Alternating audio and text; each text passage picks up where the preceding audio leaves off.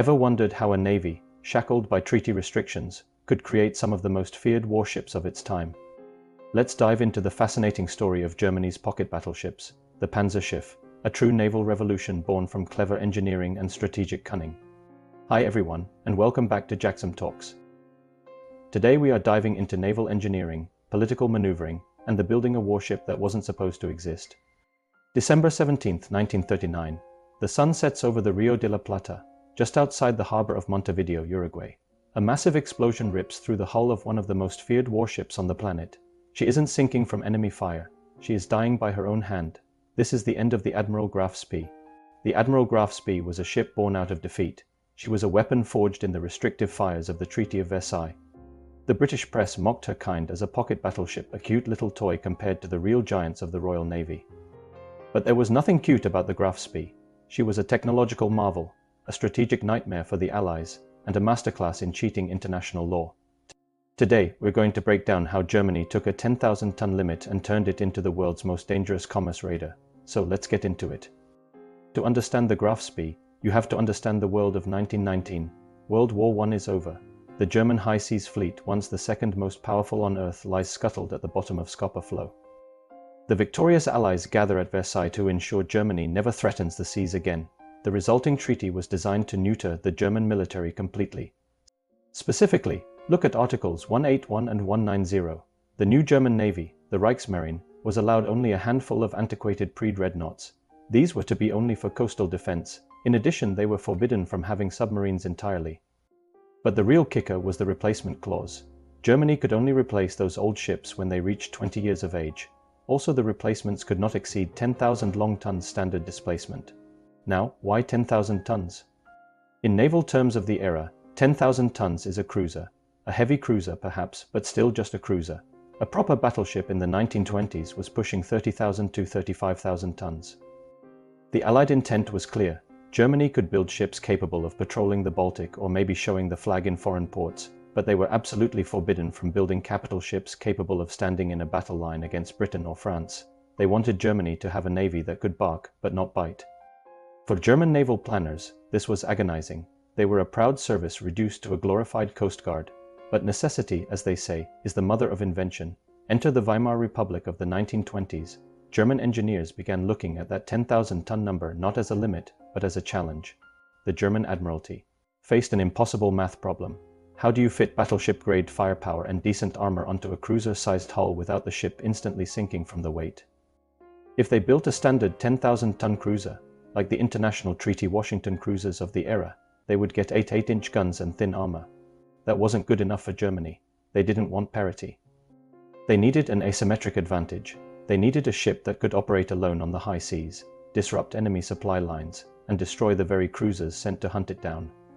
This led to the strategic doctrine that defined the Graf Spee. The ship had to be faster than anything that was stronger than it, and stronger than anything that was faster than it. To achieve this, the German designers, led by chief constructor Hermann Burckhardt, had to save weight everywhere and every ounce mattered. The first major innovation was welding. Up until this point, large warships were riveted together, millions upon millions of steel rivets. Rivets are heavy and the overlapping steel plates required for riveting add huge amounts of tonnage. The Germans decided to electrically weld the hulls of their new ships. This was risky technology at the time for ships of this size. But by welding the hull seams, they created a lighter, smoother and actually stronger unitary hull structure. This process alone saved an estimated 15% of the hull weight compared to a more traditional riveted ship of the same size. That's hundreds of tons freed up for guns and armor. The second, and perhaps most controversial innovation, was the power plant. Every other major navy was using high-pressure steam turbines. Boilers heat water, steam turns turbines, turbines turn propellers. It's reliable and powerful. But steam plants are heavy, they take up enormous amounts of internal volume, and they are thirsty.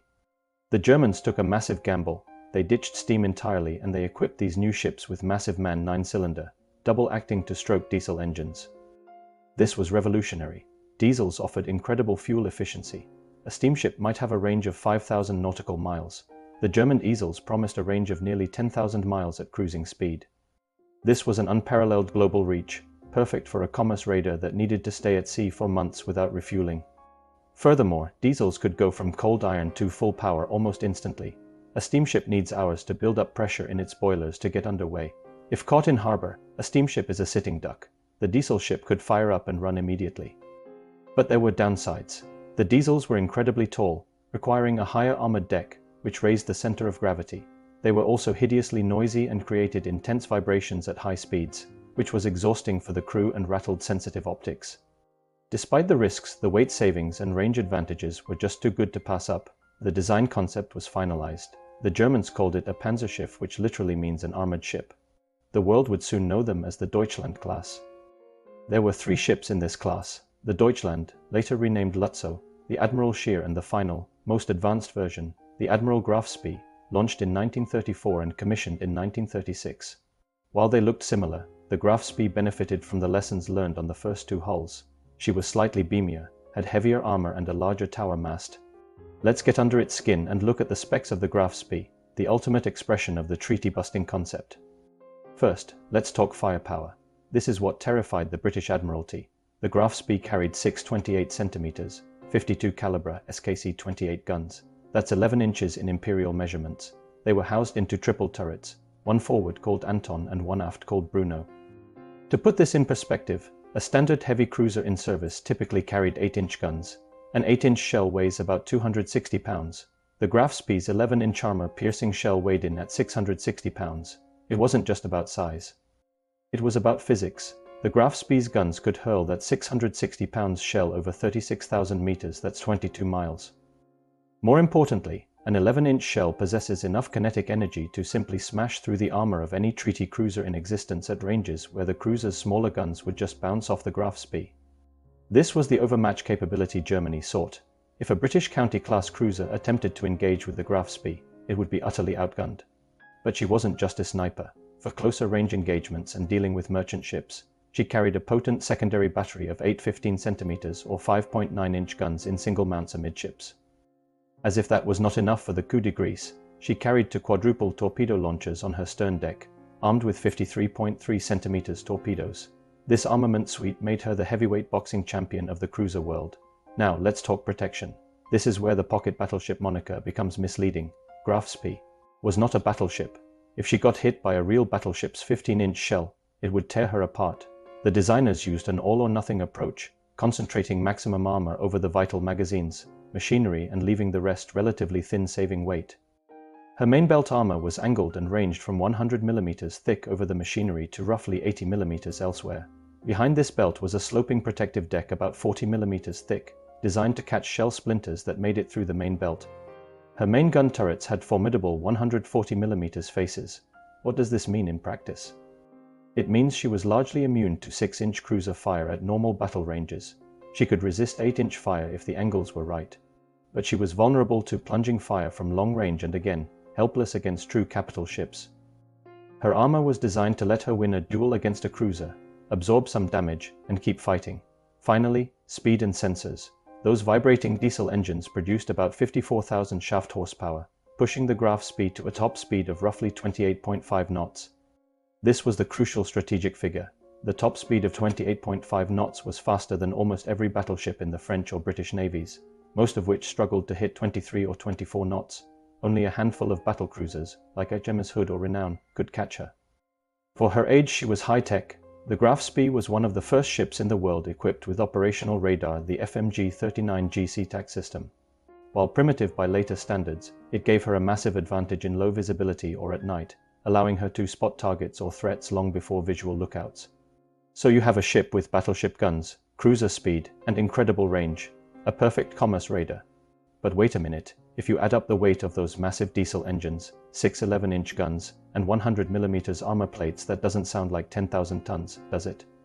No, it does not, and this brings us to the greatest magic trick in naval history. How did Germany slide this 16,000-ton elephant through a 10,000-ton door? They lied.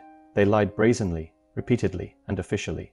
The Treaty of Versailles stipulated a standard displacement of 10,000 long tons. Standard displacement is a tricky calculation. It's the weight of the ship fully equipped for war, with crew, ammunition, provisions, and fresh water, but without fuel or reserve. Boiler feed water. Germany publicly declared the Deutschland class at exactly 10,000 tons. In reality, the Admiral Graf Spee's standard displacement was roughly 12,500 tons. Her full load displacement when she was actually sailing out to fight with tanks full of diesel was over 16,000 tons. She was 60% over the treaty limit. So why didn't Britain and France stop them? It was a combination of political weariness and clever deception. The Allied naval powers were exhausted by World War I and desperate to avoid another arms race. They didn't want to find a violation because that would force them to act. Furthermore, the Germans were masters of obfuscation. They manipulated the definitions of weights. They claimed the welded hulls saved far more weight than they actually did. They underreported the weight of the diesel engines. When foreign naval attaches raised eyebrows at the size of the guns versus the claimed tonnage, German officials would essentially shrug and say, German engineering efficiency. There was also a degree of strategic miscalculation by the Allies. When the designs first appeared, many British admirals dismissed them. They thought the diesels would fail. They thought the ships would be unstable gun platforms. They called them shell magnets because their armor wasn't thick enough to stop heavy shells. By the time the Graf Spee was commissioned in 1936, Hitler had already renounced the Treaty of Versailles anyway, and the Anglo-German Naval Agreement of 1935 had essentially legalized Germany's naval rearmament.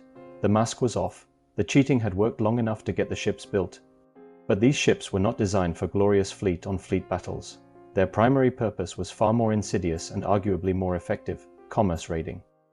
Germany's naval strategy in the early years of World War II wasn't about seeking a decisive battle with the Royal Navy, which they knew they couldn't win. Instead, it was about strangling Britain, an island nation completely dependent on maritime trade for survival. The pocket battleships were the perfect tools for this job.